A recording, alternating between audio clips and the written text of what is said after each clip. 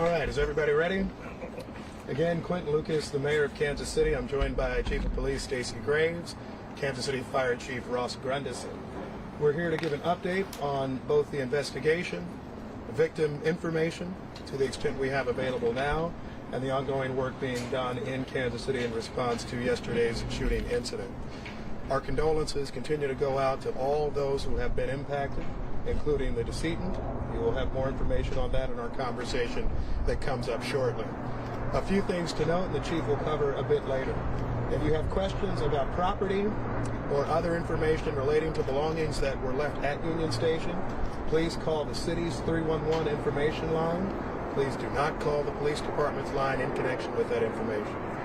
The other thing that we wanted to note were mental health resources for anyone who feels concerns from yesterday's events. Please call 988, and that's how we can connect you with services. We also will be making victim advocacy services available following this crisis.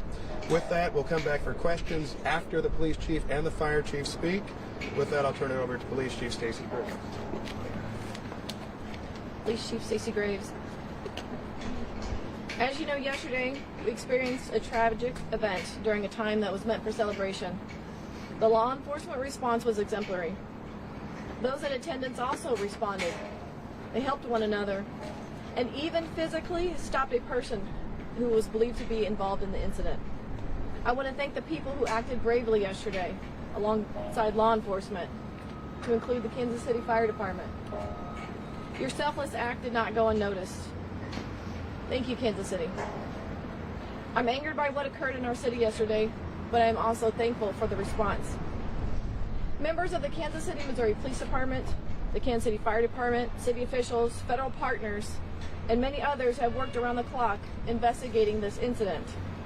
All of their hard work and dedication has allowed me the opportunity to provide you this update today. I want to thank the Attorney General, the Governor, the Mayor, and numerous other elected officials, as well as numerous chiefs of police for reaching out to me directly, offering support, assistance, to include federal resources to assist in this investigation. First and foremost, I want to stress that preliminary investigative findings have shown there was no nexus to terrorism or homegrown violent extremism.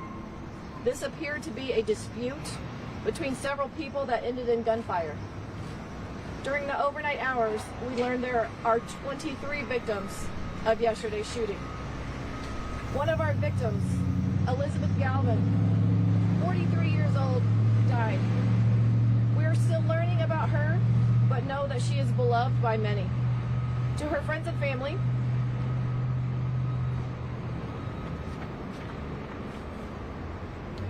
we are with you, and we are working tirelessly to investigate her murder. The 22 victims' age ranged between 8 years old and 47 years old.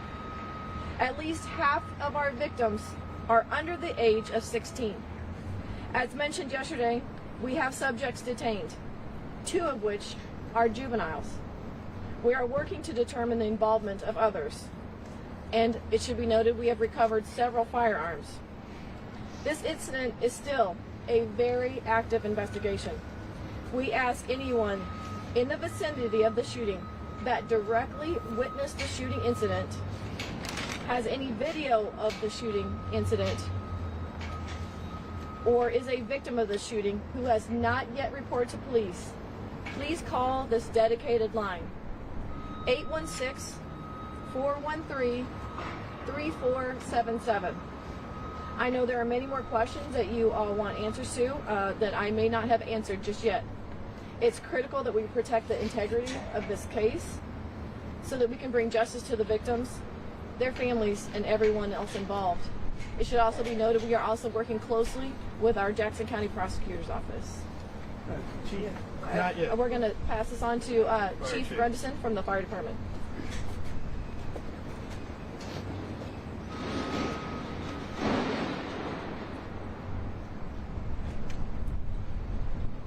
Good morning. I'm Fire Chief Ross Grundison. Yesterday, Kansas City units, along with our mutual aid partners, treated a total of 22 victims of the shooting incident. We had 1 fatality that was on scene, 8 critical, 7 serious, and 6 patients with minor injuries. All the critical patients were transported off the scene within 10 minutes of our point of contact with them. We transported to Children's Mercy, University of Health, and St. Luke's on the Plaza. KCFD had a plan in place, and we were ready to respond to an incident like this. At the time of the shooting, we had approximately 8 personnel from KCFD and KC Medical who were assisting us in the immediate area. Some of those members were within 40 feet of where the shooting took place. These members did not run for cover, but stayed on scene to treat and triage the injured, while additional KCFD units ran to their assistance. I am very grateful and proud of the service of these crews that worked this terrible incident. They gave their all yesterday, like they do every day in this city, and again, put the public's lives above their own, and we are grateful for that. I also want to say thanks to all the mutual aid partners that we worked with on this incident. Very grateful for their assistance. Thank you. Questions? Chief, I wanted to ask you about a comment you made yesterday because you said this is not Kansas City. And you just mentioned that this was an argument apparently that escalated. We had a similar situation just happened right around the corner at Crown Center less than a month ago. Last year we set a record for homicides in this community with 182. So isn't gun violence, in fact, very much a part of what we face here in Kansas City routinely? We do face gun violence here in Kansas City, but my note of this is not Kansas City is we had likely 1 million people down in and around this celebration. To have the ability to have that many people in our downtown area with I don't want to minimize this event, but that's Kansas City. That is 1 million people that are able to come together for a celebration. Again, you have just a handful, or I don't have a specific number of actors in this that perpetrated the violence that played out. Do you have arrests? Because my understanding, you can only hold these folks for so long before you have to charge them. Have you charged them yet?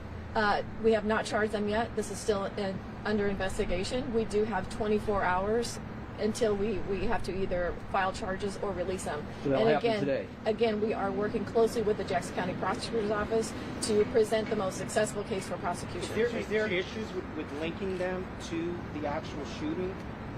Do you have enough evidence at this point to make the arrest? So some of those questions, I'm not able to give a direct answer just because I want to protect the integrity of this investigation. My focus right now and what is most important to us is to make sure that everything in this case is presented for successful prosecution. So some of those questions, I'm hesitant to. I think the answer is she's not. Wait, hold on a second, Mr. Mayor. It seems like we are so many hours from the shooting, and at this point, you're not announcing an arrest. I just don't understand. We have subjects that are detained, like I said earlier. That is under investigation. We have detectives that have worked overnight and through the night that are still upstairs right now working with our Jackson County Prosecutor's Office for the furtherance of this investigation. I have enough. We have all intentions of presenting charges. Okay, I understand. The other thing I wanted to ask you about the individuals. Were they part of a gang? Was this some kind of gang crew situation?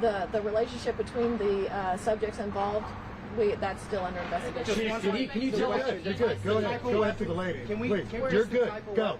Were the 3 suspects or the 3 people you currently have in custody, were they known to Kansas City Police prior to this or any federal law enforcement or other law enforcement? That is also under investigation. Chief, can you tell us the locations where there was more than one location where the shootings took place, correct? Can you tell us that? Initial reports were that there was more than one location. It really is, that's not the case. It was mostly on the west side of Union Station. I had another question. You made it sound like you're not sure at this point how many people may have been involved. Does that mean there are potentially more shooters out in the open right now? What that is, if I could clarify that, is that we are not closing the door and giving direct numbers on this. This is still an active investigation. We are still asking the public that if anyone noticed that, if anyone witnessed the shooting directly, to still contact police. We want to make sure that anyone that was responsible for yesterday is brought to justice. Chief, can you elaborate? Would you tell us again the name of the victim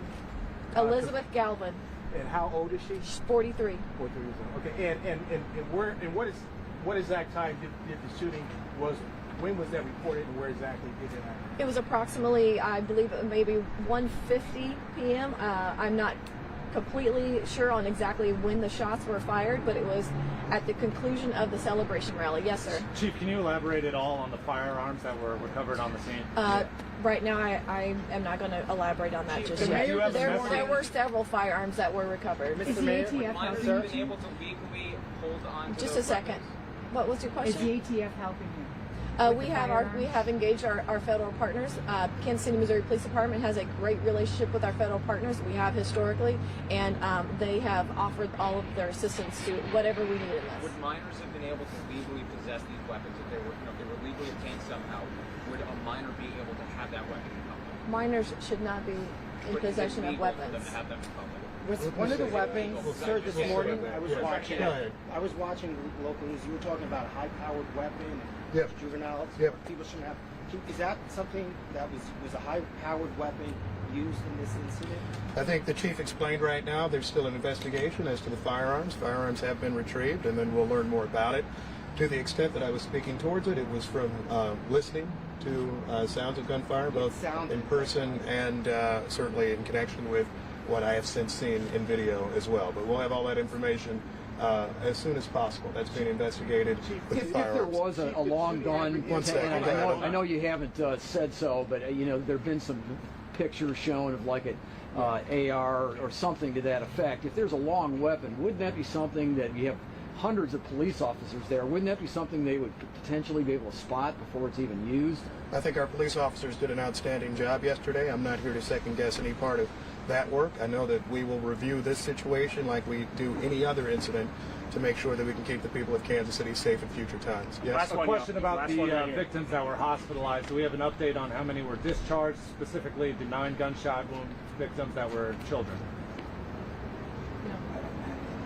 Still critical. We don't have the updates on the conditions of the children that were hospitalized. Chief, were there additional shootings that happened near or around the rally? I didn't hear you. Were there any additional shootings that took place before or around the rally? Yesterday it was mentioned that there was a shooting in and around 27th and Gillum, that area. And we were also asked if that had anything to do with this shooting. Right now we don't have any information that those are related, but that's under investigation. Was there a consideration of having metal detectors? Chief, Mayor, Would you do another parade next year if the Chiefs win? I'll just do the Would parade you point and then would you do that again if the Chiefs win? Would you hold another parade? Because I've talked to people that said they wouldn't come Here's back. the thing. We have a plan for a St. Patrick's Day parade in Kansas City. We have parades all the time. I don't think they'll end. Certainly we recognize the public safety challenges at issue that relate to them. This is why we have detectives right now who are doing important work to make sure that people who committed these offenses are brought to justice. We will learn about the types of firearms that are used, and we'll do everything that we can, both as a city and working with our state and federal partners, to see that we can help avoid these types of situations. Unfortunately, this is not the first shooting at a parade in our country or a rally. That is certainly a tragic incident for us because we don't have experience with them. You asked the chief at the outset, is this Kansas City? Well, we've had parades like this before. We had one last year without this type of incident. We had a Kansas City Royals victory parade where we had almost no arrests in 2015. So I don't think in any way that this is Kansas City. I do think that there's a gun violence challenge in this community and many others, and there certainly is a gun violence challenge as it relates to major events. That, however, does not mean that Kansas City will stop having major events.